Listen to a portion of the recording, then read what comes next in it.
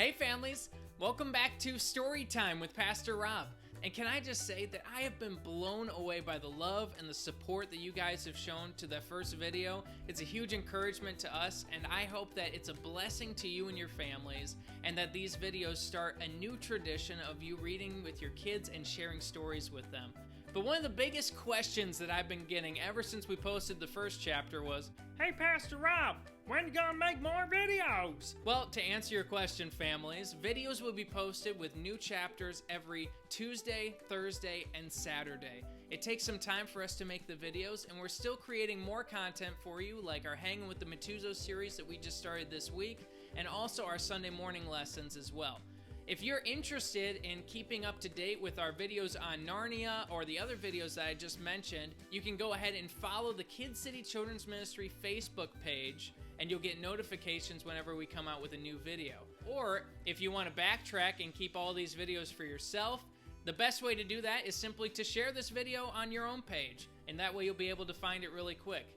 But also another way you can find it is I'm creating an album on my Facebook, Robert Matuzo, so that you guys can find Story Time, and all of the videos will be cataloged there for you as well to enjoy. Well, without further ado, let's jump back into the story. We just left off with the four children on a rainy day, exploring the new house that they find themselves in, when the youngest, Lucy, walks into a wardrobe and finds a little bit more than what she thought she would.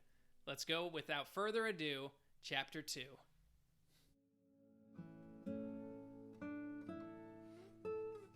Chapter 2. What Lucy Found There.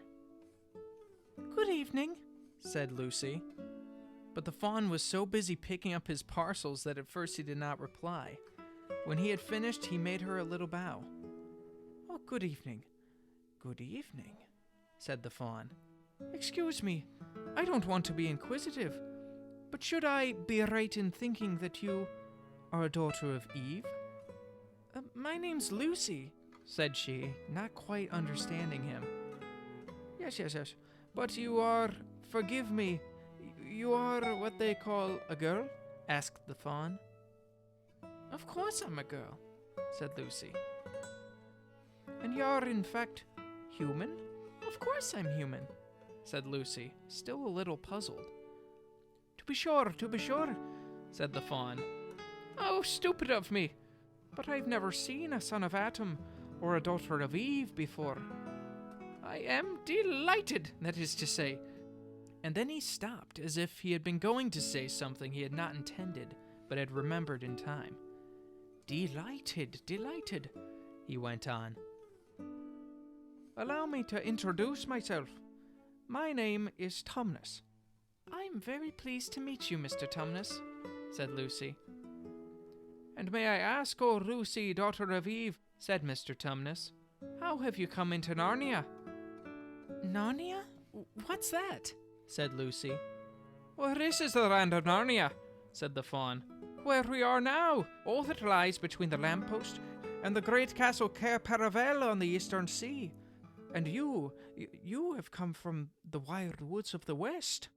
I got in through the wardrobe in the spare room," said Lucy. "Oh," said Mr. Tumnus in a rather melancholy voice, "if only I had worked harder at geography when I was a little fawn, I should no doubt know about all those strange countries. It is too late now." "But they aren't countries at all," said Lucy, almost laughing. "It's only just back there. At least, I'm not sure. It is summer there." "Oh, meanwhile," said Mr. Tumnus, "it is winter in Narnia, and it has been for ever so long, and we shall both catch cold if we stand here talking in the snow. O daughter of Eve, from the far land of Spare where eternal summer reigns around the bright city of Wardrobe, how would it be if you came and had tea with me?" "Well, thank you very much, Mr. Tumnus," said Lucy. "But I was wondering whether I ought to be getting back." "It's only just around the corner," said the fawn, "and there'll be a roaring fire, and toast, and sardines, and cake." "Well, it is very kind of you," said Lucy, "but I shan't be able to stay long." "If you will take my arm, daughter of Eve," said Mr. Tumnus, I shall be able to hold the umbrella over both of us. That's the way. Now, off we go! And so Lucy found herself walking through the wood arm in arm with this strange creature, as if they had known one another all their lives. They had not gone far before they came to a place where the ground became rough, and there were rocks all about, and little hills up and little hills down. At the bottom of one small valley, Mr. Tumnus turned suddenly aside, as if he were going to walk straight into an unusually large rock. But at the last moment, Lucy found he was leading her into the entrance of a cave. As soon as they were inside, she found herself blinking in the light of a wood fire. Then Mr. Tumnus stooped and took a flaming piece of wood out of the fire, with a neat little pair of tongs, and lit a lamp. "Now, we shan't be long," he said, and immediately put a kettle on. Lucy thought she had never been in a nicer place. It was a little, dry, clean cave of reddish stone with a carpet on the floor and 2 little chairs. "One for me and one for a friend," said Mr. Tumnus, and a table and a dresser and a mantelpiece over the fire. Above that, a picture of an old faun with a gray beard. In one corner there was a door which Lucy thought must lead to Mr. Tumnus's bedroom, and on the wall was a shelf full of books. Lucy looked at these while he was setting out the tea things. They had titles like The Life and Letters of Silenus, or Nymphs and Their Ways, or Men, Monks and Gamekeepers, A Study in Popular Legend, or Is Man a Myth? "Now, daughter of Eve," said the faun. And really it was a wonderful tea. There was a nice brown egg lightly boiled for each of them, and then sardines on toast, and then buttered toast, and then toast with honey, and then a sugar-topped cake. And when Lucy was tired of eating, the faun began to talk. He had wonderful tales to tell of life in the forest. He told about the midnight dances and how the nymphs who lived in the wells and the dryads who lived in the trees came out to dance with the fauns, about long hunting parties after the milk-white stag who could give you wishes if you caught him, about feasting and treasure-seeking with the wild red dwarfs in deep mines and caverns far beneath the forest floor. And then about summer when the woods were green, and old Silenus on his fat donkey would come to visit them, and sometimes Bacchus himself. And then the streams would run with wine instead of water, and the whole forest would give itself up in jollification for weeks on end. "Oh, not that it isn't always winter now," he added gloomily. Then to cheer himself up, he took out from its case on the dresser a strange little flute that looked as if it were made of straw, and he began to play. And the tune he played made Lucy want to cry and laugh and dance and go to sleep all at the same time. It must have been hours later when she shook herself and said, "Oh, Mr. Tumnus, I'm so sorry to stop you. I do love that tune, but really, I must go home. I only meant to stay for a few minutes." "Oh, it's no good now, you know," said the faun, laying down his flute and shaking his head at her very sorrowfully. "No good?" said Lucy, jumping up and feeling rather frightened. "What do you mean? I've got to go home at once. The others will be wondering what has happened to me." But a moment later she asked, "Mr. Tumnus, whatever is the matter?"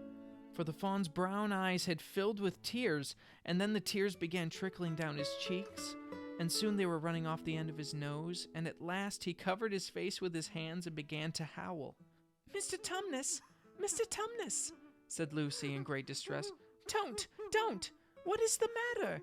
Aren't you well? Dear Mr. Tumnus, do tell me what is wrong." But the faun continued sobbing as if its heart would break, and even when Lucy went over and put her arms around him and lent him her handkerchief, he did not stop. He merely took the handkerchief and kept on using it, wringing out with both hands whenever it got too wet to be any more use, so that presently Lucy was standing in a damp patch.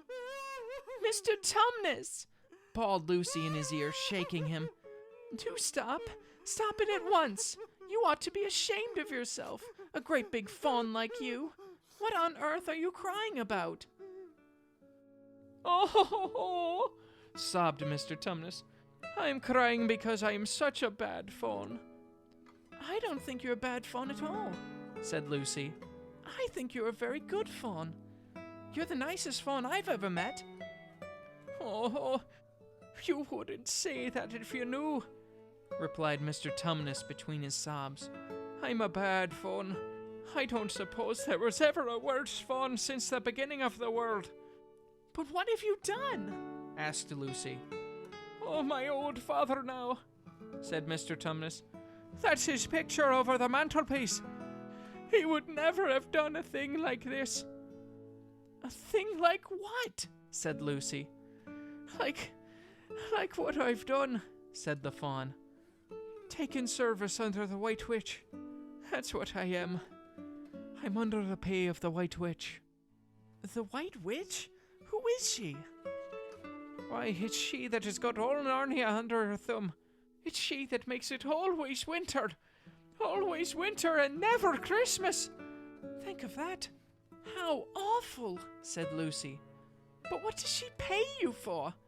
Oh, that's the worst of it, said Mr. Tumnus with a deep groan. I'm a kidnapper for her. That's what I am. Look at me, daughter of Eve. Would you believe that I'm the sort of fawn to meet a poor innocent child in the wood, one that had never done me any harm, and pretend to be friendly with it, and invite it home to my cave, all for the sake of lulling it to sleep, and then handing it over to the White Witch? No, said Lucy. I'm sure you wouldn't do anything of the sort. Oh, but I have, said the fawn. Well, said Lucy rather slowly, for she wanted to be truthful and yet not to be too hard on him. Well, that was pretty bad, but you're sorry for it, and I'm sure that you'll never do it again. Oh, daughter of Eve, don't you understand? Said the fawn. It isn't something that I have done. I'm doing it now, this very moment. What do you mean? Cried Lucy, turning very white. You're the child, said Mr. Tumnus. I had orders from the White Witch that if ever I saw a son of Atum or a daughter of Eve in the wood, I was to catch them and hand them over to her. And you are the first I ever met. And I've pretended to be your friend and asked you to tea, and all the time I've been meaning to wait till you were asleep and then go and tell her. Oh, but you won't, Mr. Tumnus, said Lucy. You won't, will you? Indeed, you really mustn't. And if I don't, said he, beginning to cry again, she's sure to figure out, and she'll have my tail cut off and my horns sawn off and my beard plucked out, and she'll wave her wand over my beautiful cloven hooves and turn them into horrid solid hooves like a wretched horse's. And if she is extra and specially angry, she'll turn me into stone, and I shall be only a statue of a fawn in her horrible house until the 4 thrones of Cair Paravello Field, and goodness knows when that will happen, or whether it will ever happen at all. I'm very sorry, Mr. Tumnus, said Lucy, but please let me go home. Of course I will, said the fawn. Of course, I've got to. I see that now. I hadn't known what humans were like before I met you. Of course I can't give you up to the witch. Not now that I know you. Oh, but we must be off at once. I'll see you back to the lamppost. I suppose you can find your own way from there back to Spare and the wardrobe. I'm sure I can, said Lucy. We must go as quietly as we can, said Mr. Tumnus. The whole wood is full of her spies. Even some of the trees are on her side. They both got up and left the tea things on the table, and Mr. Tumnus once more put up his umbrella and gave Lucy his arm, and they went out into the snow. The journey back was not at all like the journey to the Fawn's Cave. They stole along as quickly as they could, without speaking a word, and Mr. Tumnus kept to the darkest places. Lucy was relieved when they reached the lamppost again. Do you know your way from here, daughter of Eve? Said Tumnus. Lucy looked very hard between the trees and could see in the distance a patch of light that looked like daylight. Yes, she said, I can see the wardrobe door. Then be off home as quick as you can, said the fawn. And can you ever forgive me for what I meant to do? Why, of course I can, said Lucy, shaking him heartily by the hand. And I do hope that you won't get into dreadful trouble on my account. Farewell, daughter of Eve, said he. Perhaps I may keep the handkerchief? Rather, said Lucy, and then she ran toward the far-off patch of daylight as quickly as her legs would carry her. And presently, instead of rough branches brushing past her, she felt coats, and instead of crunching snow under her feet, she felt wooden boards. And all at once she found herself jumping out of the wardrobe into the same empty room from which the whole adventure had started. She shut the wardrobe door tightly behind her and looked around, panting for breath. It was still raining, and she could hear the voices of the others in the passage. "I'm here!" she shouted. "I'm here! I've come back! I'm all right!" Thank you again for listening, everyone. I hope that you enjoyed the chapter, and I hope that you'll join us next time for more adventures in Narnia. We'll see you then.